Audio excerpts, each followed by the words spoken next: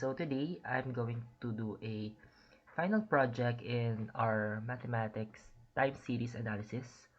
We are here to discuss to you how to do a Jupyter workflow for ARIMA.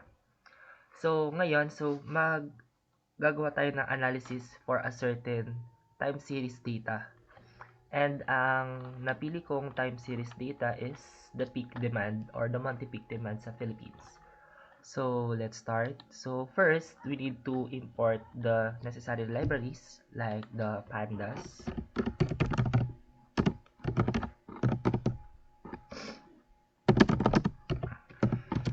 the matplotlib, of course,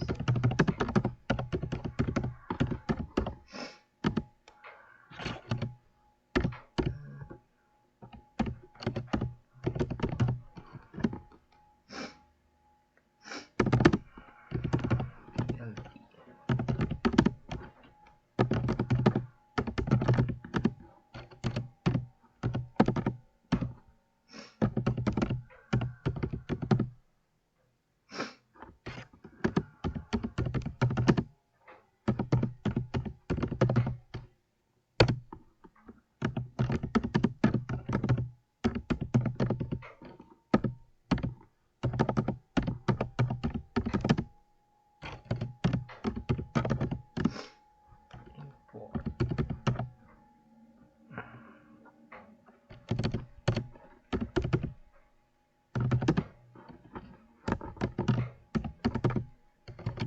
Ayan. Itong apat na to, yung pandas, matplotlib, and stat model tools with addfuller and the ARIMA. Itong apat na to yung gagamitin natin throughout our code para makuha natin yung hinahanap natin na um, forecasting and the ARIMA for our what do you call this, time series data. Ayan, stats model. So ayan, may ito, ayan, may hmm, yan. So dapat medyo maano din tayo sa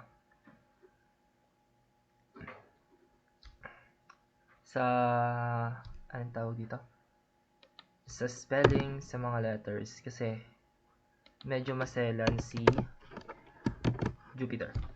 So next is after natin siya maano, we can load na yung ating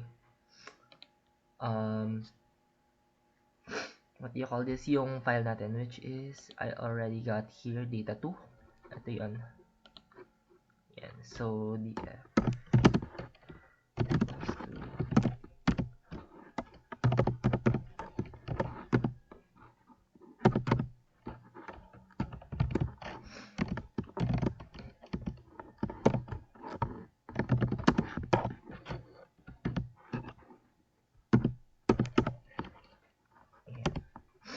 kung gusto niyo mag-auto next kayo ng cell dito, ang pipindutin niyo lang is yung shift enter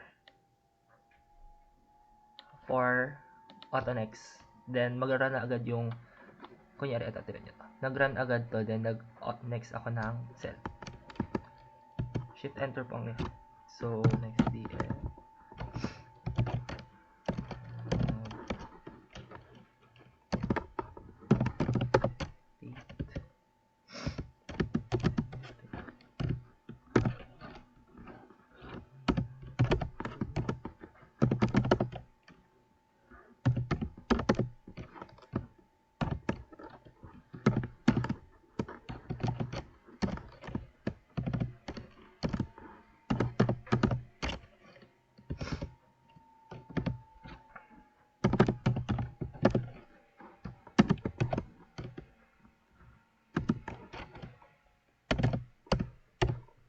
as type minus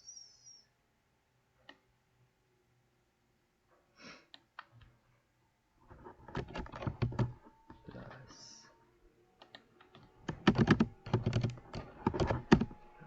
df.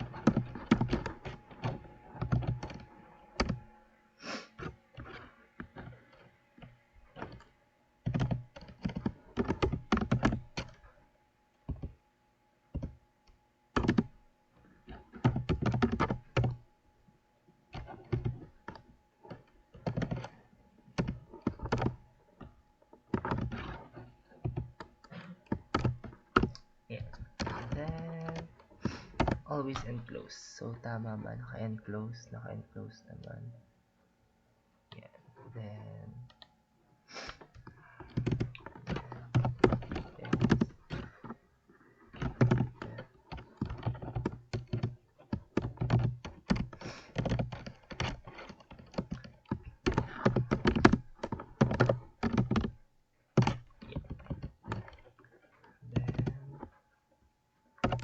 ipa-plot na natin yung peak demand natin, which is ts.plot.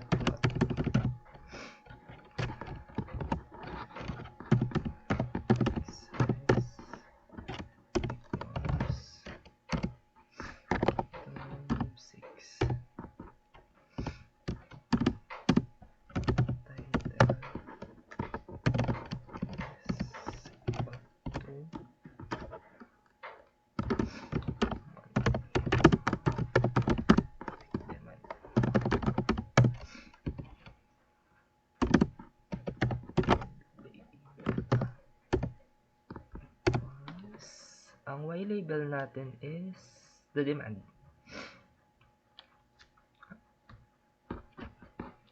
which is the demand.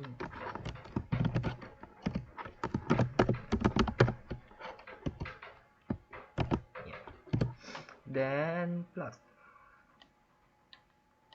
We can plot.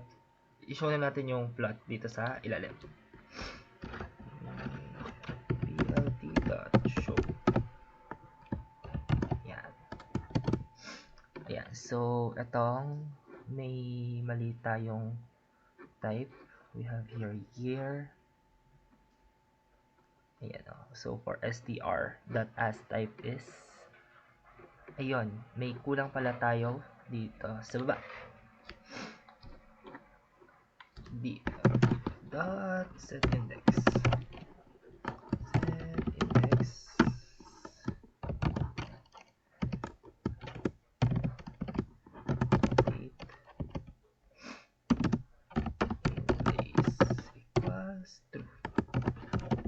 Yan. So, yan. May mali pa rin tayo. Ano kayang mali natin? Let's look for the mali. Saan ba tayo nagkamali? If nakikita nyo minsan nagkakamali kayo, okay lang naman yon. Kasi may pwede tayo magpatulong dito kay kay Jupyter mismo. May AI naman si Jupyter, which is pwede nating gamitin. Ayan, try sa fixed code. Ayan, lalabas siya dito. Ayan. As you can see, the date and year plus moment YB. Ayan. Ayan. Ayun yung sinasabi nila kung saan tayo nagkakamali. And then, pwede nating i-correct. So, ayan. Then, try ulit natin i-run. Ayan. As you can see, ayun na yung graph niya. Meron tayong seasonality dito. And, hindi siya stationary. So, ayan, may up, down siya. Then, moving upward. So, once we saw the pwede nating i-check yung stationarity niya. So, for the stationarity, we can use the result equals add folder. ts. Yan.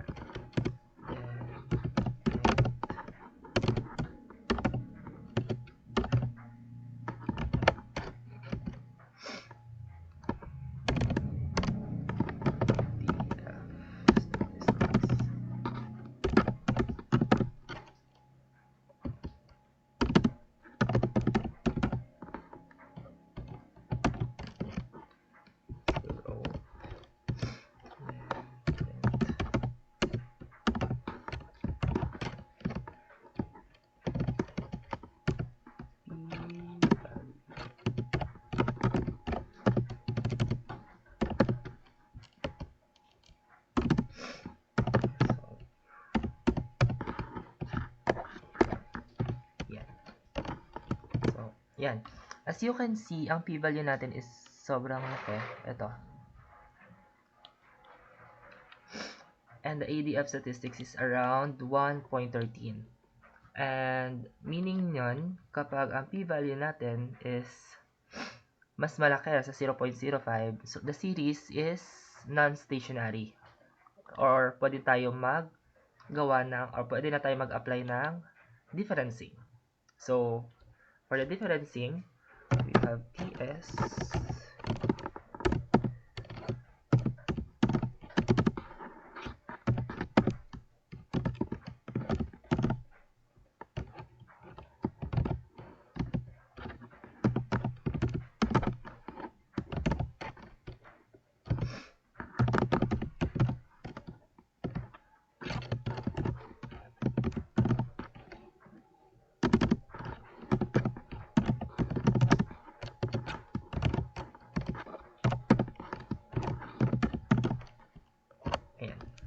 So, itong part na to ito, as you can see dito, ginagawa ko na yung code for the differencing ng ating series.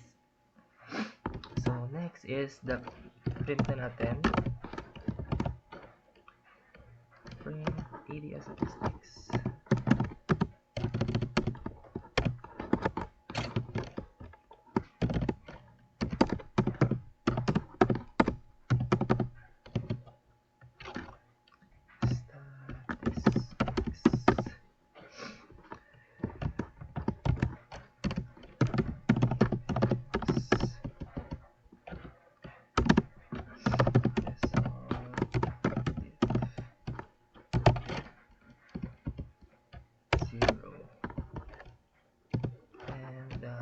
P-value naman, difference for p-value naman is sa baba, ganun din. And p-value.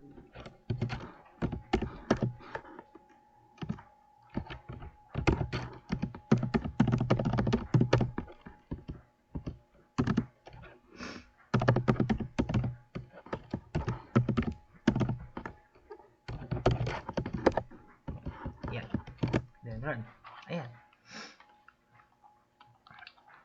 Then, after that, pwede na tayong mag-move on do sa pag-fit ng ating ARIMA model. So, yung small PDQ to the big PDQ.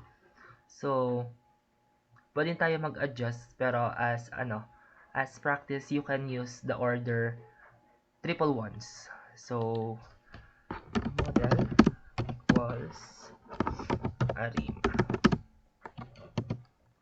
ARIMA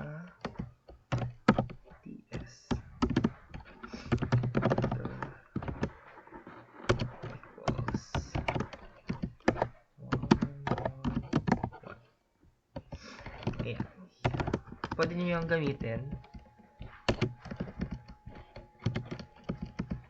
Yan. Yan. Pwede nyo naman i-try na iba-ibang numbers like 2, 3, 1 or any number na sa tingin nyo pwede. So, model fit.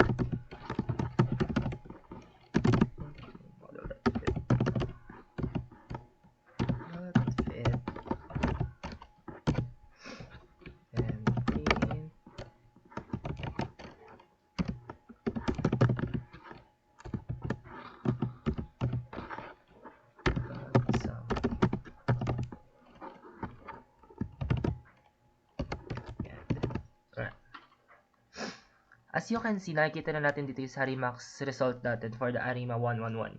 So, the first date natin is ito. Ayan. Day-to-day. So, for the covariance. So, L1 is the coefficient is 0.003. Standardized error is ayan, 0.76 and so on. So, the Legion box is 0. The probability Q for, ayan. As you can see dito, karamihan ng statistical analysis or treatments is nandito na. Then, after that, we can move to the forecasting na nung ating model for the next 12 months. So, to forecast, pwede natin gamitin yung forecast. Is equal to model fit. Get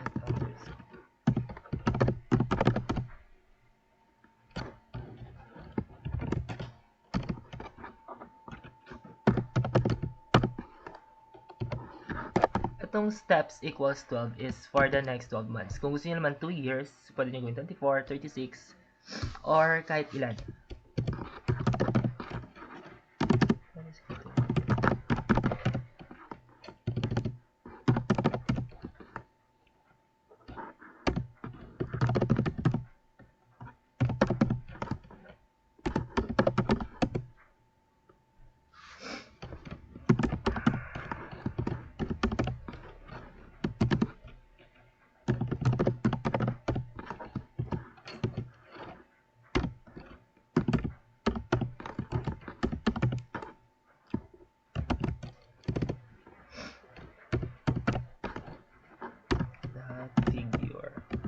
This part, yung inaano ko is for the plotting na mismo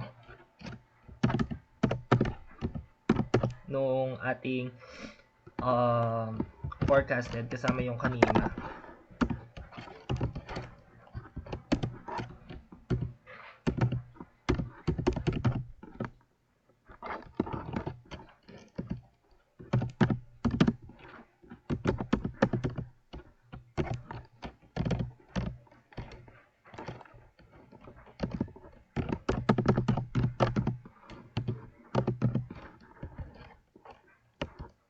Observe.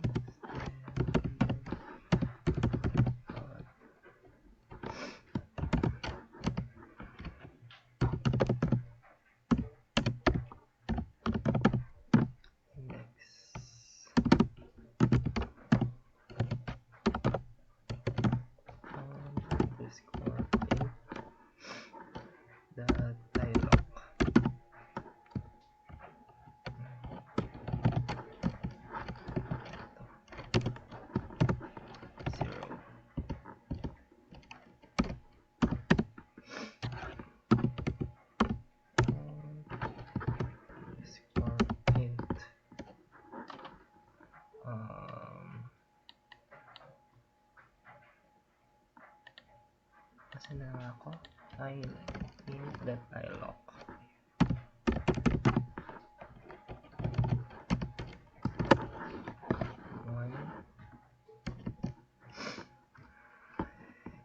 Comma dito, then I'm missing, may nakalimutan tayong comma here.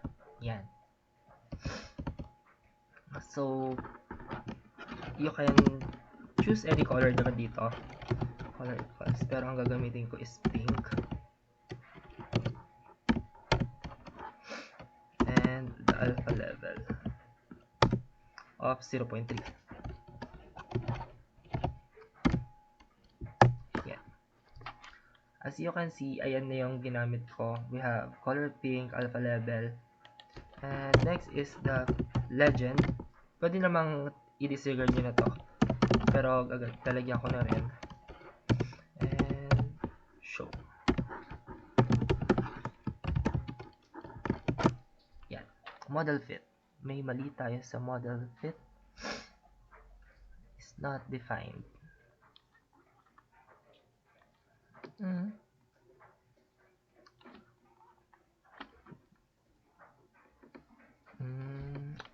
Okay. So, correct natin yon. Yan. Then, try na natin ulit i-run. Ayan. As you can see, na ito na. Na ito na yung observed natin. Here's the forecasted. Yung itong sinasabi natin pink is this one.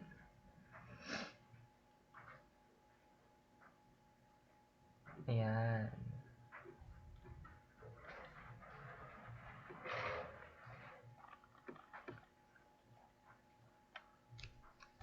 As you can see, medyo mabilis yung kasi may pre-made akong na I have a pre-made module nito. So, kinakopya ko na lang siya. Para lang may turo ko din sa inyo word by word and part by part, and I'll be putting yung mismong code dito sa comment section dito sa baba or sa description box for you to see. So that's all for today's